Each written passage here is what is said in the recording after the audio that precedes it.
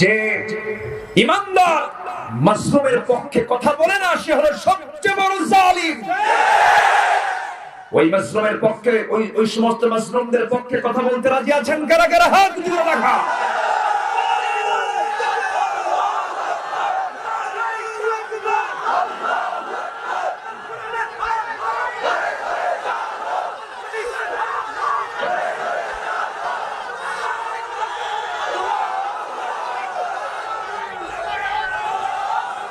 আল্লাহ সবার হাতকে কবুল করুন, জোরে বলি আমিন, আরো জোরে আমিন। ইমানদার হতে চাও, সোজা কথা বলো, ঠিক কিনা? কিসের ভয়ে কথা বলো না তুমি? আল্লাহর প্রশ্ন আছে না নাই? সূরা আহজাব দেখেন, শেষের দিকে আয়াতগুলো দেখেন। ইমানদারকে ডাক দিয়ে বলছেন, যা বলবি সোজা কথা বল, ইনিয়ে বিনিয়ে হিকমত খাটায় কোনো কথা বলতে যেও না। হিকমতের নামে মুনাফিকের চরিত্র দেখানো যাবে না মুসলমান। এটাই হচ্ছে ঈমান। বেলালকে বলা হলো, বেলাল তুমি নাকি ইসলাম কবুল করেছো? বেলাল বলছেন, নাকি কোন কেন? দেখেন, সুবহানাল্লাহ বলবেন না? অনুমান করে বলেন কেন? আপনি দেখেন, লা ইলাহা ইল্লাল্লাহ। কোনো ভয় আছে? আবু যার গিফারীকে বলা হলো, আবু যার ইসলাম কবুল করেছো, ভালো কথা। এই গুহায় তুমি দ্বীন গ্রহণ করেছো, তোমার গোত্রে গিয়ে কালিমার দাওয়াত দাও। কাচ্চা হুজুর, ঠিক আছে। কাবার চত্বরে দাঁড়ায় ভাবলেন, এত বড় মহাশব্দ কথাকে আড়াল করা যায়? সবাইকে ডাক দিয়ে বললেন, আশহাদু আল্লা ইলাহা ইল্লাল্লাহ। কি বাঁকা পথ না সোজা পথ? সোজা পথ। আব্দুল্লাহ এক সাহাবীর নাম, বলা হলো, তার ভাতিজা বলতেছে, তুমি নাকি ইসলাম কবুল করেছো? আপনি নাকি বলেন কেন? অনুমান করেন কেন? আপনি কি দেখবেন? হ্যাঁ দেখবো। সঙ্গে সঙ্গে ভাতিজার চাচার মুখে দাওয়াতি কাজ শুরু করে দিলেন। তিনি বললেন, আশহাদু আল্লা ইলাহা ইল্লাল্লাহু ওয়াহদাহু লা শারীকা লাহু ওয়া আশহাদু আন্না মুহাম্মাদান আবদুহু ওয়া রাসূলুহু। সঙ্গে সঙ্গে চাচা তিলে বেগুনে খেপে গিয়ে বলতেছে, ভাতিজা তোর বাপ মরছে জন্মের আগে চলে গেছে। আমি তোকে কত কষ্ট করে তুই ছিলি, পিতৃব্যের ভূমিকা পালন করে বড় করলাম, এত বড় আঘাত তুই আমারে দিলি। তুই কি জানিস দ্বীন গ্রহণের পরিণাম কি হতে পারে? এবার ভাতিজা বলে, চাচা কি হবে আপনি বলেন। সমস্ত সম্পত্তি আমি তোর কাছ থেকে জবরদখল করে নেব। জবরদখল করতে হবে না, অনায়াসে আমি আপনাকে দিয়ে দেব। সুবহানাল্লাহ। আমরা দুনিয়ার পথ চাই না, আল্লাহর পথ চাই। আল্লাহর পদবি কার পদবি? আল্লাহর পক্ষ থেকে যে পদবি, সেই পদবি আমরা চাই। সঙ্গে সঙ্গে কি হলো? থাপ্পড় মেরে চাচা জমিনে ফেলে দিয়া এবার বলছে, আমি তোর কাছ থেকে সব কিছু নিয়ে নেব। নিয়ে নেন চাচা, কোনো আপত্তি না, আমি দিন তো পেয়েছি। এবার বলা হলো, গায়ের জামাটা খোল। গায়ের জামা তিনি খুললেন। আরো লোকজনের সামনে বলা হলো, পরনের লুঙ্গিটাও খুলে ফেল। জোর করে লুঙ্গিটাও খুলে না হলো, সম্পূর্ণ উলঙ্গ করে ঘর থেকে বের করে দেওয়া হলো। মার সামনে দাঁড়িয়ে বলছে, মা আমার দিকে তাকাইও না, দিন গ্রহণ করেছি। আমার চাচা আমার পরনের লুঙ্গিটাও খুলে নিয়েছে। মা বলছেন, বাজার এই যে ছোট্ট একটা চাদর আছে, চাদরটা নিয়ে কোনো মতো সতরটা ঢেকে নে। সতরটা ঢাকলেন আর বলছেন, আম্মা দোয়া করো, দুনিয়ার সমস্ত দরবার বন্ধ থাকলেও নবীর দরবার আমার জন্য খোলা আছে। প্রচন্ড শীতকাল। সেই শীতকালে সেই মাজলুম সাহাবী ভোরবেলা সকালবেলা নবীর দরজায় গিয়ে কড়া নাড়ছেন। নবীর দরজা খুলেই দেখেন থরথর করে কাঁপে একজন যুবক, গায়ে কোনো কাপড় চোপড় নাই। বললেন, যুবক তোমার এমন অবস্থা হলো কেন? কি হয়েছে? হুজুর দিন গ্রহণ করেছি, দুনিয়া ছেড়ে দিয়েছি। আমার চাচা আমার শরীর থেকে সমস্ত কিছু খুলে নিয়েছে। নবীজি ঘরের মধ্যে ঢুকলেন। ঘরের মধ্যে ঢুকে সবচেয়ে সুন্দর দুটো জুব্বা, নবীজির ব্যবহৃত দুটো জুব্বা হাতের মধ্যে করে এনে বলছেন, আব্দুল্লাহ, তোমার চাচা তোমাকে বস্ত্রহীন করেছে, আমি তোমাকে জুব্বা দিয়ে আমি তোমার গাটা ঢেকে দিলাম, যাও। এবার রাসূল বলেন, আব্দুল্লাহ, আমাকে কিছু বলতে চাও নাকি? হুজুর, আপনি আমার জন্য দোয়া করুন। আমার নবীজি দোয়া করছেন, আকাশের দিকে তাকায় বলছেন, আল্লাহ, আমার আব্দুল্লাহর দিন গ্রহণ করতে দারুণ কষ্ট হয়েছে, এই জন্য তোমাকে বলি, আল্লাহ, আমার আব্দুল্লাহর জান এবং মালকে কাফেরদের জন্য তুমি আল্লাহ হারাম করে দাও। আব্দুল্লাহর মনটা ফ্যাকাশে হয়ে গেল, চেহারা ফ্যাকাশে হয়ে গেল, মনটা খারাপ হয়ে গেল। রাসূল বলেন, আব্দুল্লাহ, তোমার মনটা খারাপ কেন? হুজুর, আপনি আমার জন্য উল্টা দোয়া করলেন কেন? আমি তো এই দোয়া চাই নাই। আমি চেয়েছিলাম যেন দিন গ্রহণ করেছি, যুদ্ধের ময়দানে গিয়ে যুদ্ধ করতে করতে কাফেররা যেন আমার হাতটা কেটে ফেলে, আমার নাকটা কেটে ফেলে, আমার কানটা কেটে ফেলে, আমার চোখটা যেন তুলে ফেলে।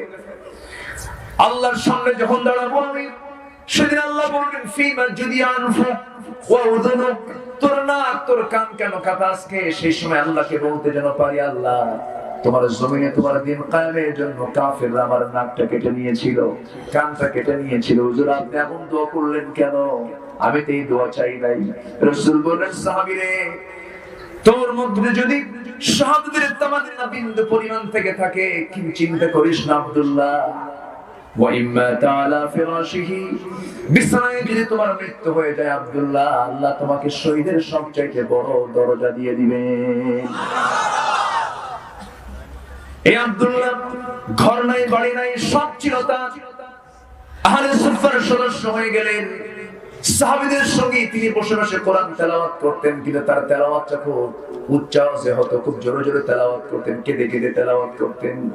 সাহাবীরা রাসূলকে বললেন, ইয়া রাসূলুল্লাহ, আব্দুল্লাহর তেলাওয়াতে আমরা কষ্ট পাই, আপনি একটু পরামর্শ দিন, সেজন্য আস্তে তেলাওয়াত করে।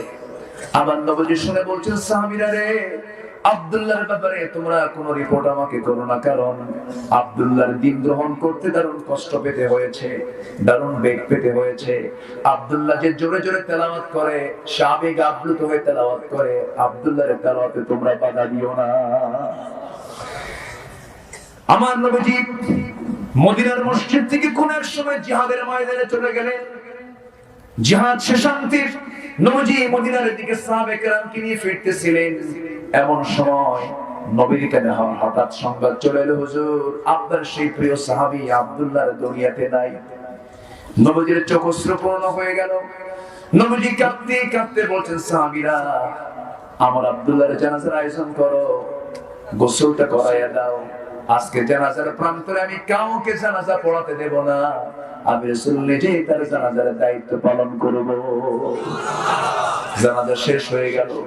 জানাজা শেষ হওয়ার পরে রাসূল বলছেন, সাহাবীরা, আমার আব্দুল্লাহর কবর খনন কোথায় করেছে হুজুর? ওই যদি পাহাড়ের চিপায় আমরা কবরটা খনন করেছি, আমাকে নিয়ে চলো।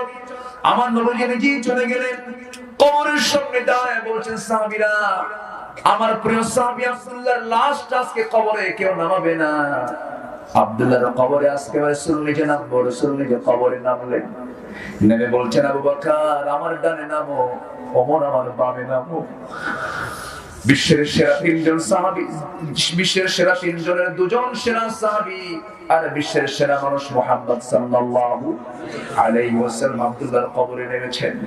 পাশে একজন এতিমের মতো দাঁড়িয়ে থাকা সাহাবী সাদ ইবনে আবি ওয়াক্কাস রাদিয়াল্লাহু তাআলা আনহু চিৎকার মেরে মেরে আফসোস করতে করতে বলছেন, আল্লাহ, আমার মতো অধম গোলাম আর পৃথিবীতে কে আছে? আজকে আমি এই জায়গায় জীবিত আছি, আমি যদি মৃত হতাম, মরে যদি যেতাম, ওই জায়গায় আব্দুল্লাহর লাশটা না হয়ে যদি কবরের বাসিন্দা আমি সাদ হতাম, আমার জীবনটা অত্যন্ত ভালো হয়ে যেত, আমি ভাগ্যবান হয়ে যেতাম। আমি পোড়া কপাল পারলাম না। আমার নবীজি কবরের মাটিতে নেমে দুটো হাত আগায় দিয়ে বলছেন, সাহাবীরা, আমার প্রিয় সাহাবী আব্দুল্লাহর লাশটা আমার হাতে তুলে দাও। লাশটা যখন তুলে দেওয়া হলো, আমার নবীজি বুকটা ধরলেন, পিঠটা ধরলেন, বলছেন, আবু বকর মাথার সাইড ধরো, ওমর তুমি পায়ের সাইডটা ধরো।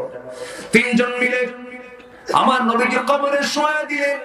বুকের উপরে হাত রেখে আকাশের দিকে তাকিয়ে তাকিয়ে বলছেন, আল্লাহ তাআলা, আমার আব্দুল্লাহ দিনের জন্য যে পরিমাণ কষ্ট স্বীকার করেছে, দুনিয়া সব বিক্রি করে দিয়েছে জান্নাতের বিনিময়ে। আল্লাহ, আমার আব্দুল্লাহর এই মুহূর্ত পর্যন্ত আমি রাসূল তার প্রতি সন্তুষ্ট আছি, তুমি আল্লাহ সন্তুষ্ট হয়ে যাও, তুমি আল্লাহ তাকে দয়া করে মাফ করে জান্নাতের টুকরা কবরটা বানায়া দাও। জোরে বলে সুবহানাল্লাহ, আরো জোরে সুবহানাল্লাহ। আমরা সম্মান পেতে চাই কার কাছে? আজকে বলবেন না কার কাছে? আল্লাহর কাছে। আমরা যা বলবো সোজা সাপটা কথা বলবো, নিয়ে বেরিয়ে হিকমত খাটায় কোনো কথা বলতে যাব না।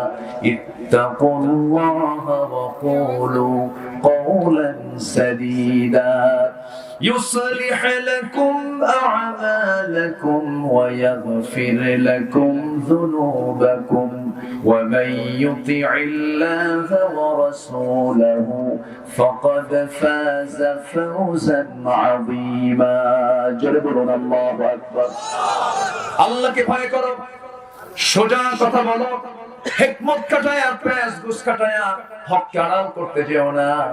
আমার বন্ধুগণ, আমার দ্বীনি ভাইরা, সূরা হুজরাত থেকে কথা বলছিলাম, তিনটা আমল করলে আমাকে সত্যবাদী খেতাবটা কে দিবেন?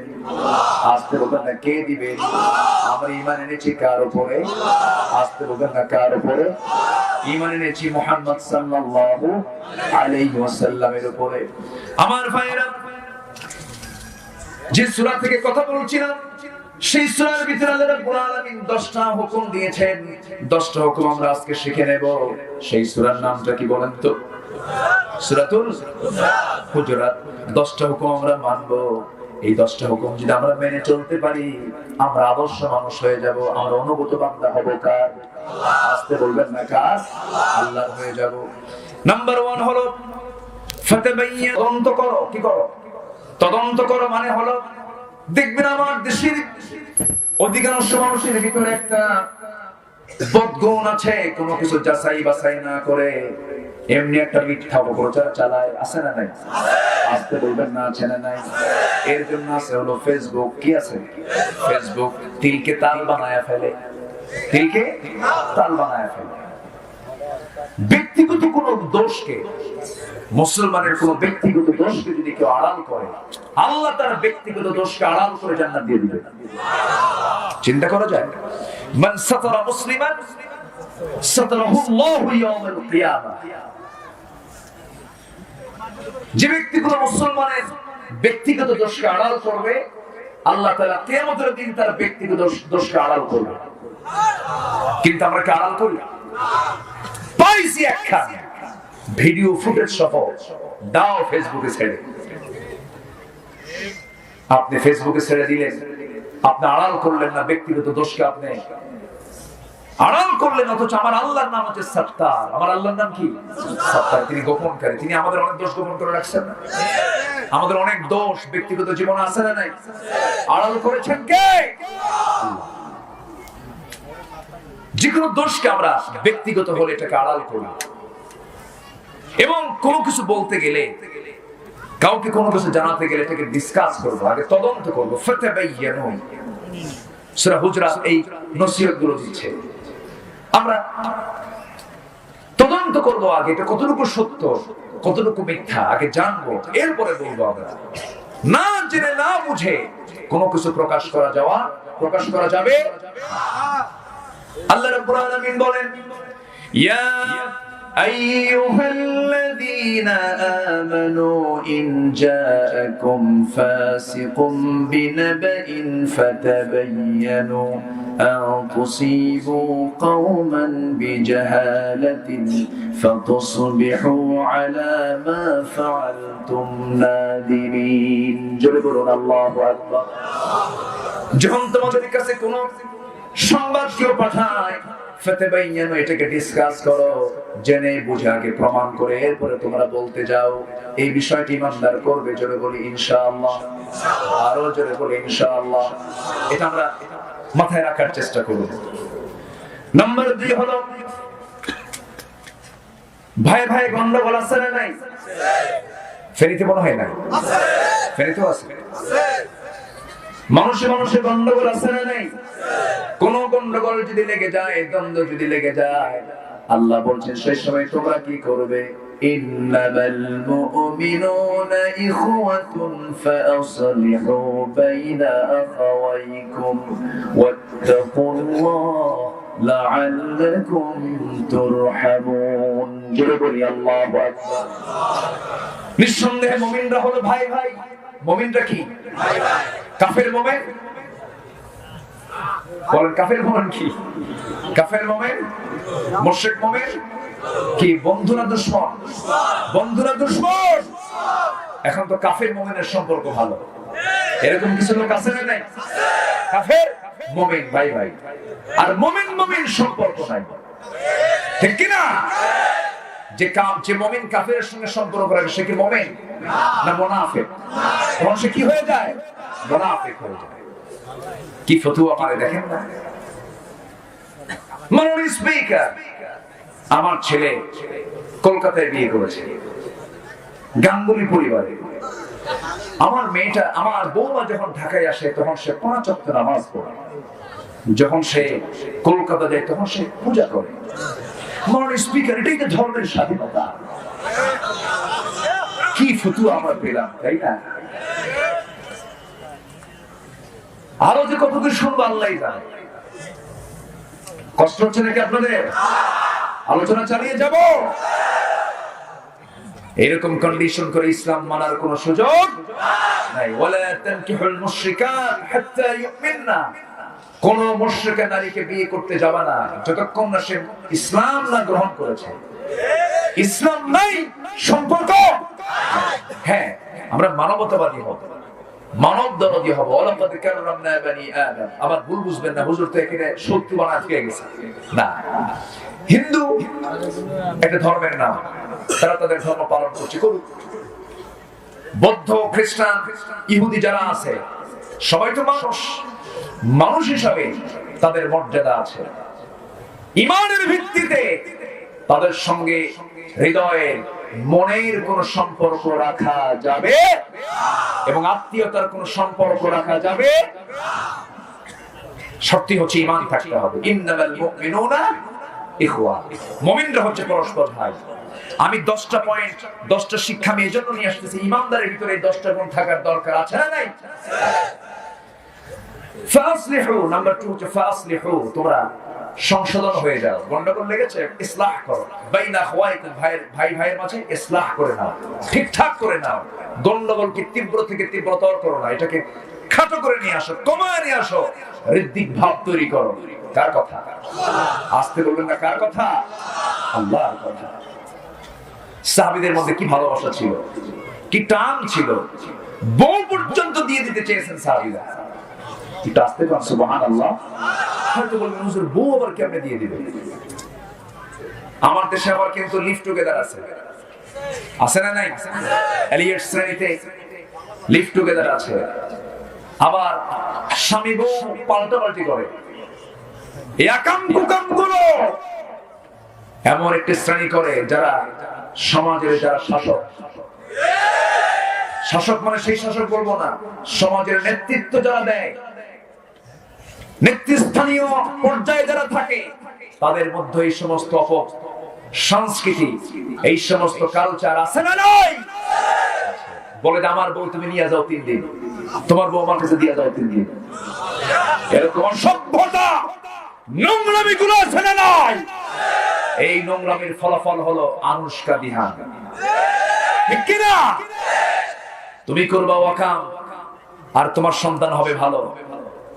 তুমি কেমন আশা করো আম গাছে আমি ধরবে, জাম গাছে জামি ধরবে, জাম গাছে আম ধরে না, ঠিক কিনা?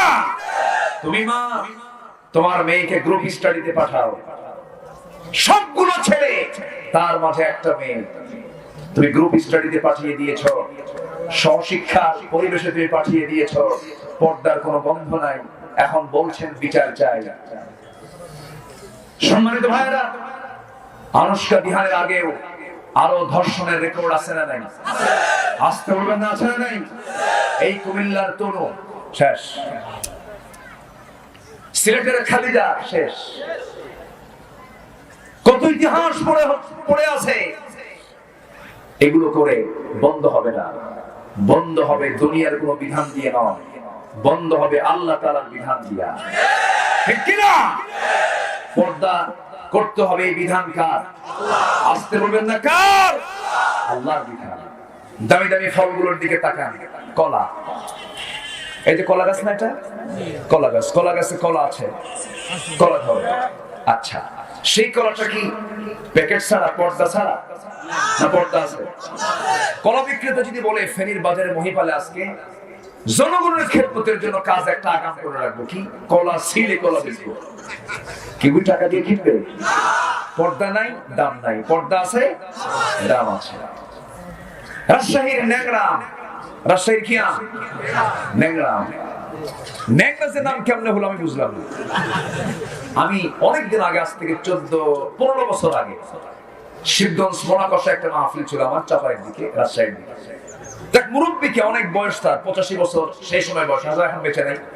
তাকে বললাম, চাচা আমার প্রিয় আম হচ্ছে ন্যাংরা, কিন্তু এই নামের নামকরণ করলো কে?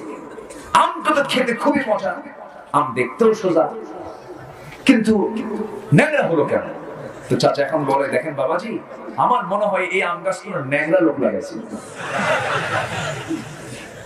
আচ্ছা, এখন এই আমটা যদি কেউ বিক্রি করতে নিয়ে, আম বিক্রেতা ভাবে দেখি খামাখা এগুলো প্যাকেট রাখার দরকার, কিন্তু খুলে টুলে নিয়ে বসি, কাস্টমার আসবে না মাছি আসবে?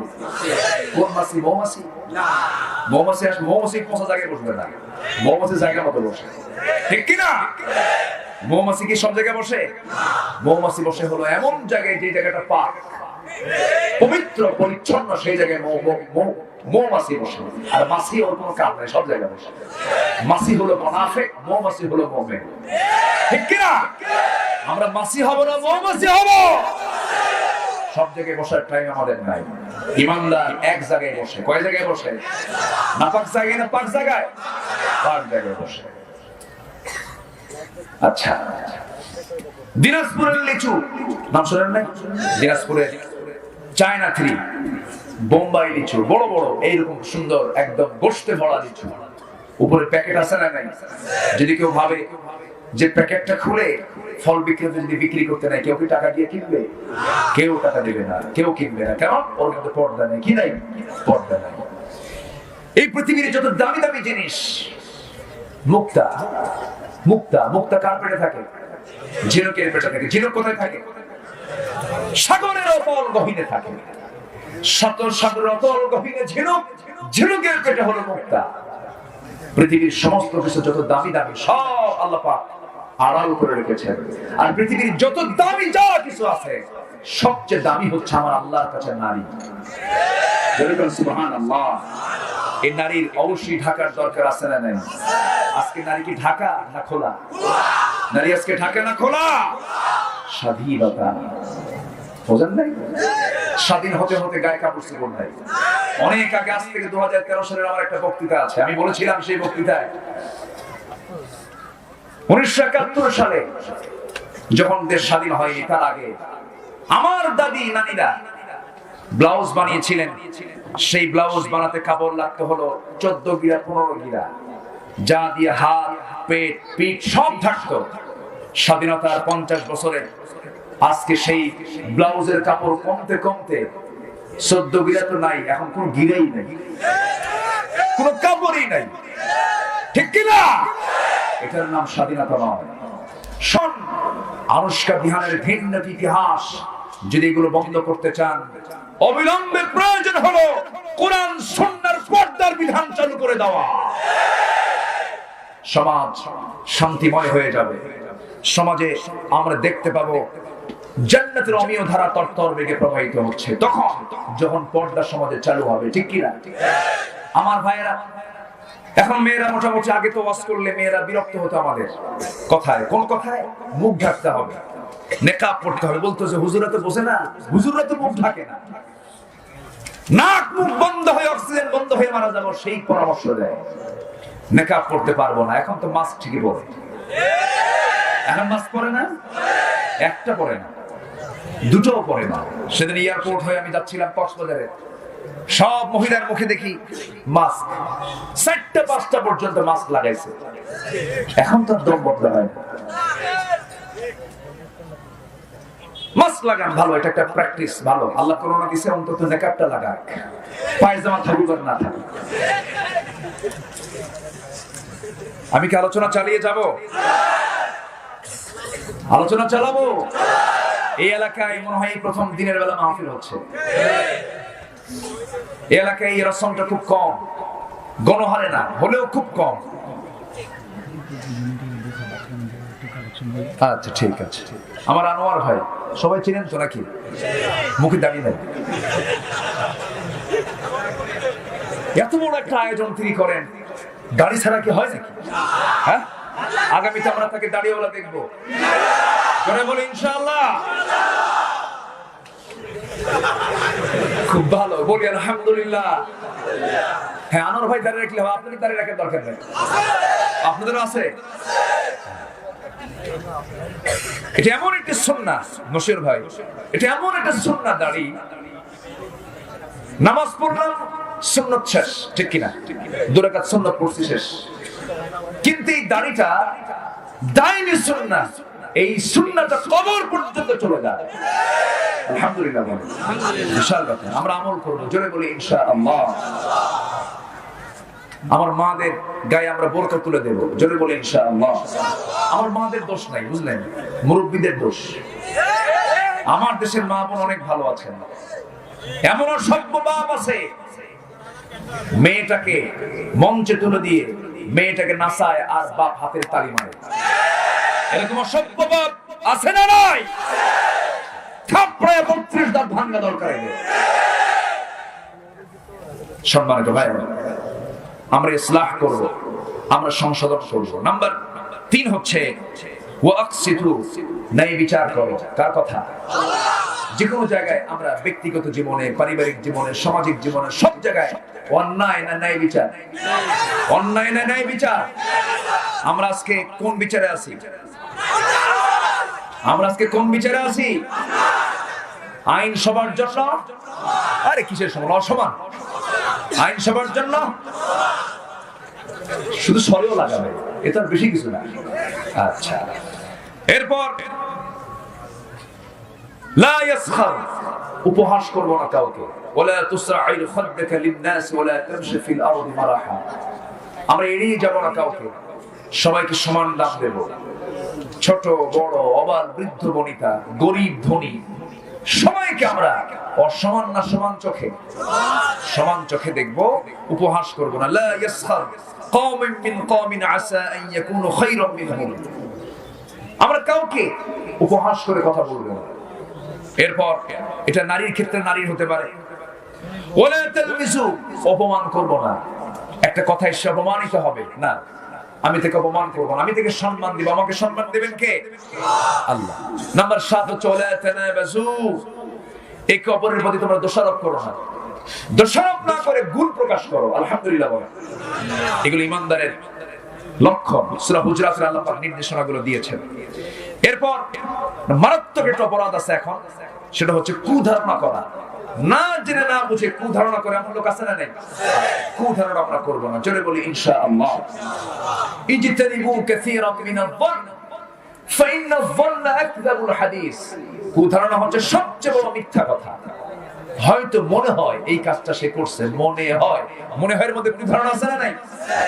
এই জাতীয় কথা ইমানদার বলবে না। ওয়ালা তাজাসসু, সগলখুরি করো না। সগলখুরি আছে না নাই? গুপ্তচর বৃত্তি আছে না নাই? ঘরের মধ্যে কি হয়, জানালায় উকি মেরে দেখে লুকায় লুকায়, এরকম লোক তো নাই বাংলাদেশে? আছে না নাই? রাসূল বলেছেন ওর চোখ কানা কর, ওর চোখ কি কর? কানা করে দেবে। মারাত্মক অপরাধ এটা, গুপ্তচর বৃত্তি। ওয়ালা তাজাসসু, এটা করবা না। নাম্বার 10 হলো ওয়ালা ইয়াগতাব বা'দুকুম বা'দা, তোমরা একে অপরের গীবত করো না। গীবত কিন্তু মিষ্টির চেয়েও মজা। হ্যাঁ, গীবত মিষ্টির চেয়েও মজা না? ওই গীবত তাহলে আমরা কেন করি? চৌমোহনীর মোড়ে হোটেলে, ত্রিমোহনীতে চার স্টলে বসে চা খায় আর মজা করে গীবত করে, এটা কি ইমানদারের কাজ? ইমানদারি গুলো কাজ করবে না। আল্লাহ আমাদের এই 10টি হুকুম মেনে চলার তৌফিক দান করুন। জোরে বলি আল্লাহুম্মা আমিন, আরো জোরে আল্লাহুম্মা আমিন।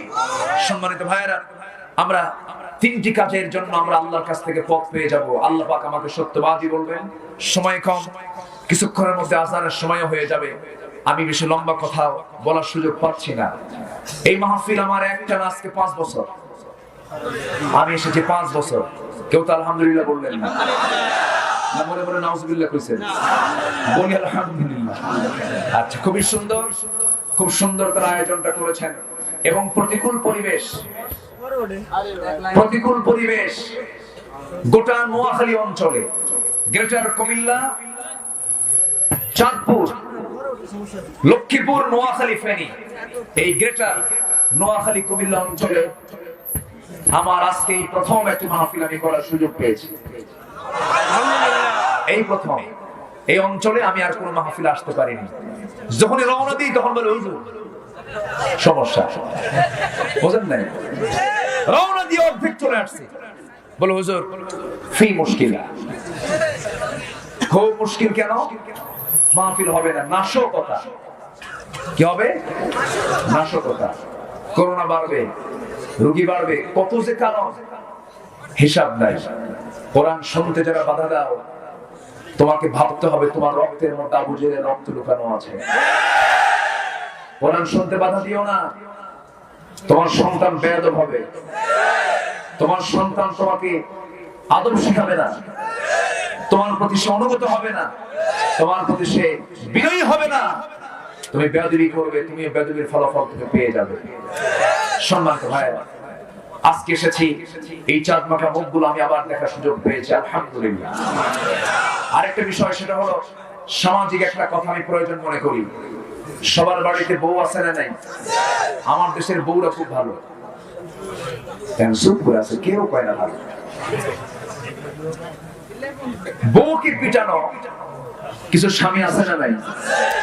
বউকে পিটানো তো সুন্নতে মুআক্কাদা, কি দেবে মুস্তাহাব।